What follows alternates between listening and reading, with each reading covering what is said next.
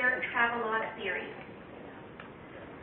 Hi everybody, thank you very much for coming out and inviting me to come and visit you. Some of you I may have been in contact with through email, so it's going to be nice to put a face with an email signature.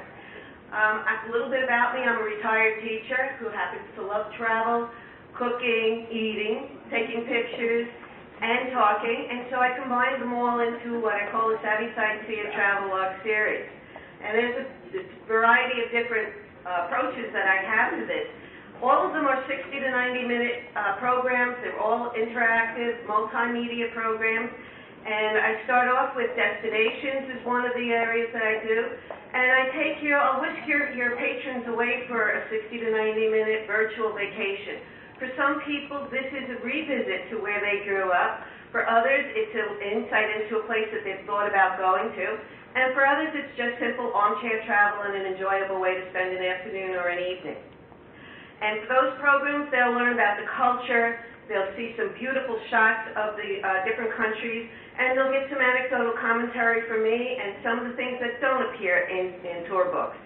I also have the Foods to Travel By program, where I combine the foods and sites of different European countries. My area is all Northern European.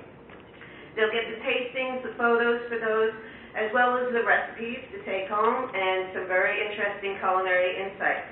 The specialty ones are independent travel tips for people who want to travel on their own or outside of the standard tour group. I also have apps and sites, which is digital tools that people can use.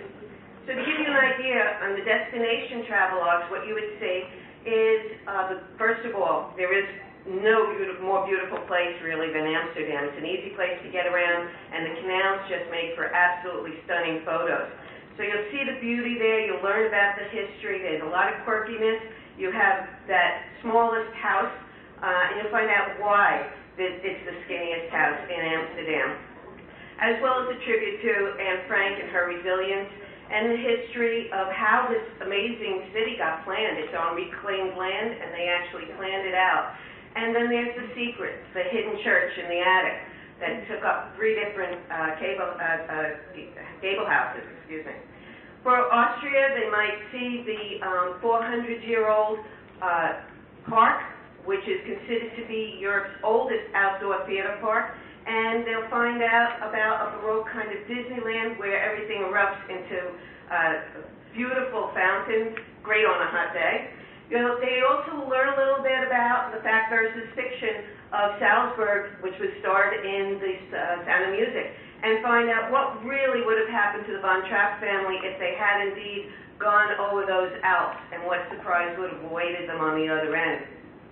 They're going to see some amazingly weird sculpture, very modern sculpture in a very old town. And they'll see also the lavish estates of the Habsburg family, who were the emperors of the Holy Roman Empire and ruled over most of Europe at one time.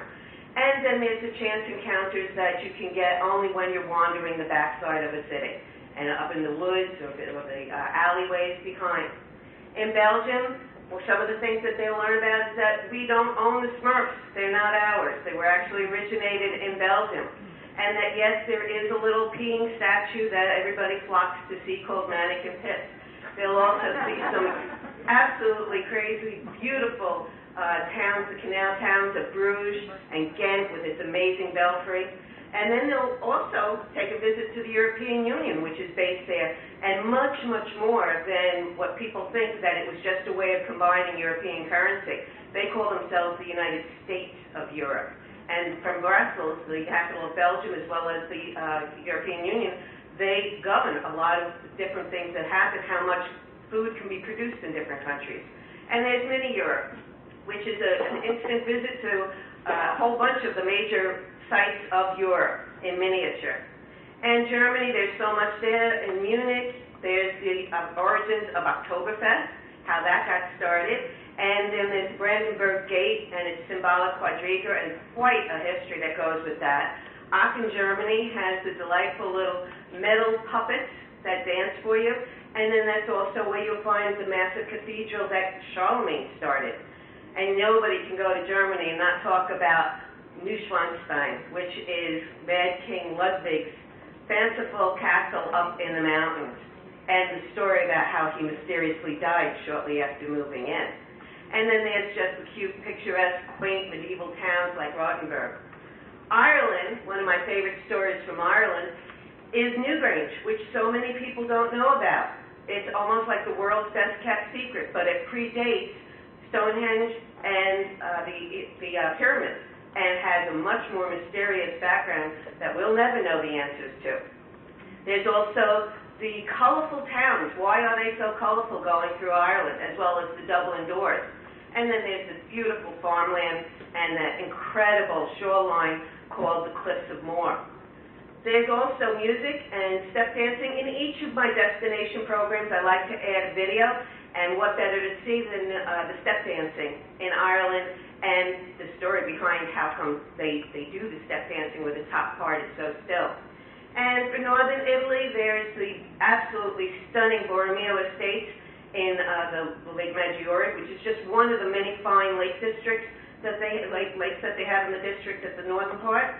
And of course, they have a beautiful coastline, and you have there the Cinque Terre, which is the Italian Riviera. So you can't take a bad picture in that area.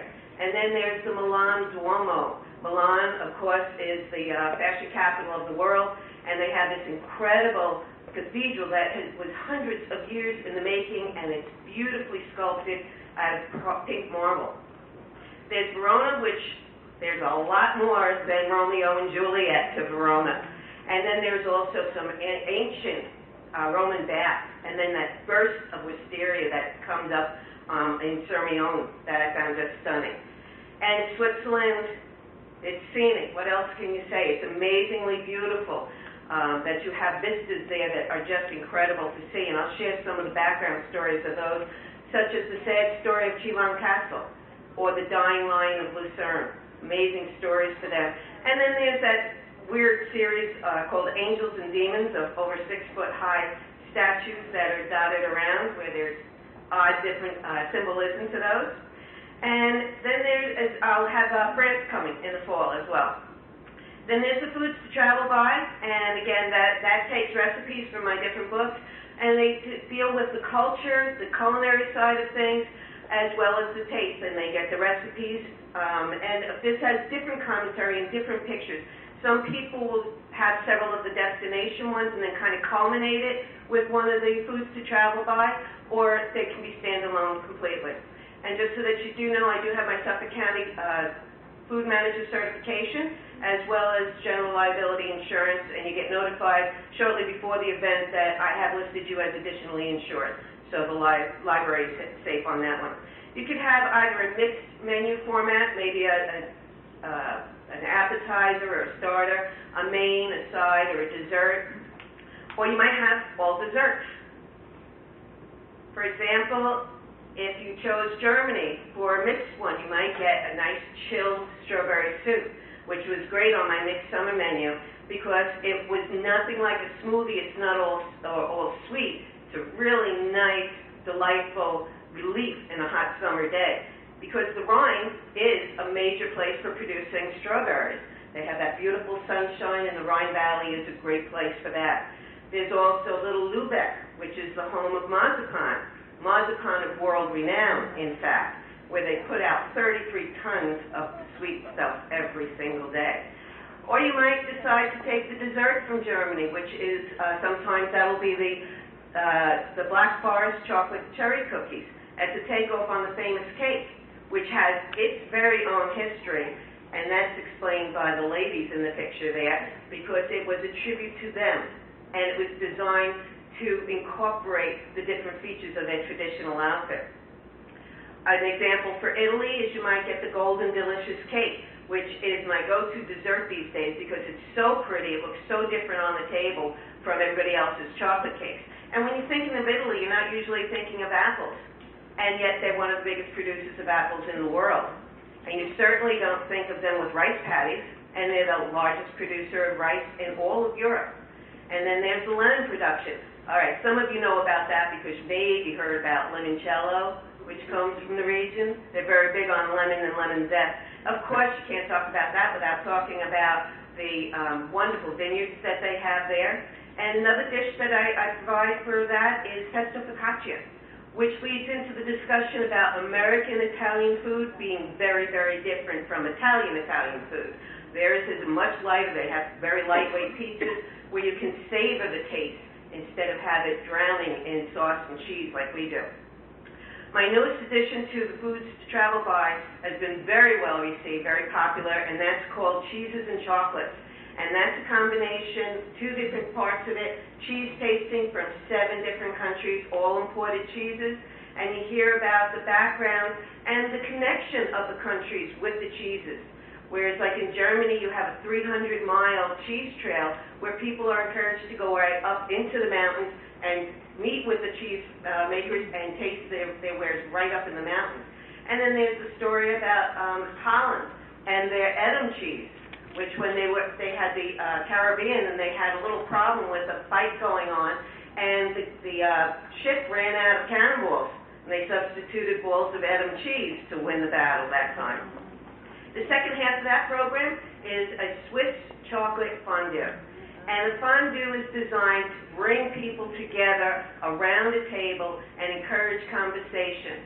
I used the recipe, or based it on the recipe of Conrad Egli, who was a Swiss chef who designed that particular dish and introduced it to America, where it caught on by storm. But he wasn't living in Switzerland when he did it. He was living right here in New York City. We are the birthplace of the Swiss chocolate fondue.